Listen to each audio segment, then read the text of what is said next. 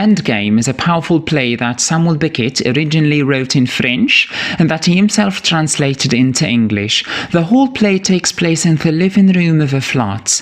There are 4 characters: Ham, who is an old blind man who can't get out of his chair; Clove, a younger man who takes care of Ham; and Ham's parents, Nag and Nell, who are in 2 separate and adjacent ash bins.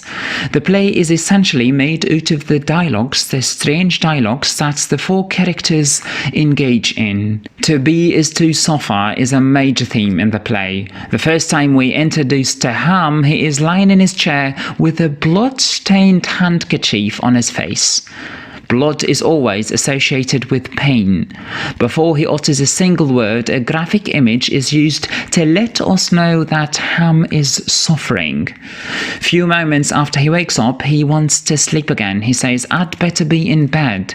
He calls Clove and tells him, "Get me ready, I'm going to bed." Sleep is the closest alternative to death. It is the only time the person is not aware that he exists. And when you're not conscious that you exist, you cannot feel pain. If we could live all our lives sleeping, that would be the best possible life, because it would be pain-free. The only thing better than it would be not to be alive at all. When Clove lifts the lid off the ash bin and peeks inside to see Nag, Ham asks him how Nag is doing, and Clove tells Ham that Nag is crying. Ham responds, "He is crying than he is living. Being alive is synonymous to being in pain." The second theme in the play is decay. Being alive is equated to losing things. We lose our teeth, we lose our hair, we lose our parents, or our parents lose us. We lose our hearing, we lose our appeal, we lose our ideals. We're continuously decaying. Ham has already lost his sight and his ability to stand. Ham's parents want to kiss, but they can't. With age, men become impotent and women lose appetite for sex. Clove, the youngest character, is becoming hard of hearing. Nag's joke used to make his wife hysterically laugh, but the effect of the joke is decaying. Nag confesses that he's no longer good at telling the joke. The third theme is laughter in the face of desolation. This is a general theme in the theatre of the absurd. Life is full of angst, and the best thing we can do is either kill ourselves or laugh at the pain. And laugh is what Clove does when he looks through the window. At this very early point, we don't know what he sees, but we later know that all there is outside is destruction and desolation. The world seems to have incurred a catastrophe that has wiped out everything. The 4 characters in the flat are the last remaining humans. Nell directly says that there is nothing more comical than unhappiness. The 4th theme is hesitation. Our lives are full of hesitation. A lot of people, if not most people, contemplate the idea of suicide at some point during their lives, but they hesitate to go all the way. Even the colour of the room where the play takes place is grey, and grey is the most hesitant colour. It is neither black nor white. Clove tells Ham that there is a rat in the kitchen and that he has exterminated half of it. He has neither killed the rat nor has he let it live. Clove is hesitant about whether to leave Ham or not for the whole play, and Ham says, "I hesitate to end."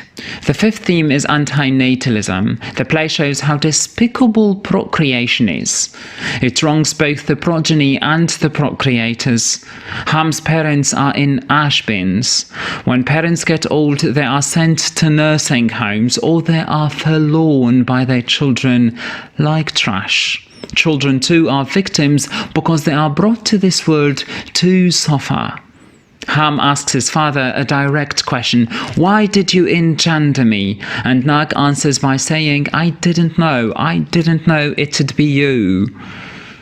Nag then tells Ham that when he was a kid he used to cry a lot and he prevented his father from sleeping. Begetting children is unfair to both parents and children, but at least parents willingly choose to have children while children have no say in coming to this world. When Clove thinks that he has seen a kid through the window, Ham is alarmed that the kid might procreate. Clove even thinks about going out and trying to kill the child to prevent the repopulation of the earth.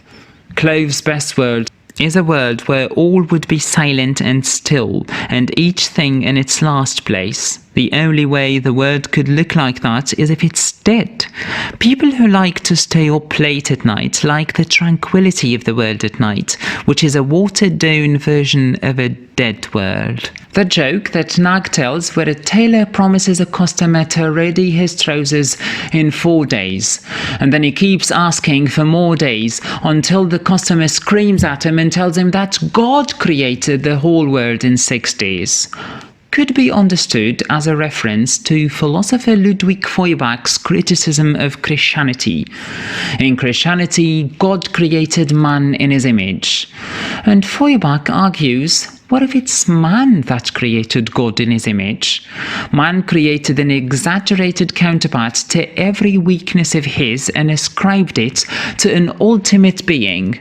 Men die, God is immortal. Men are weak, God is powerful. Men are deceitful, God is just. Men take time to do things. God does what he wills in no time. The final scene in Endgame is the most terrifying. It is the exact first scene. Ham is lying in his chair with a blood-stained handkerchief on his face. Clove is looking at him. This shows that there is no endgame. The suffering is unending.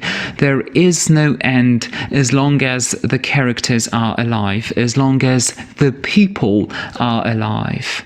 Now this video has reached its end. Until we meet again, have a great day.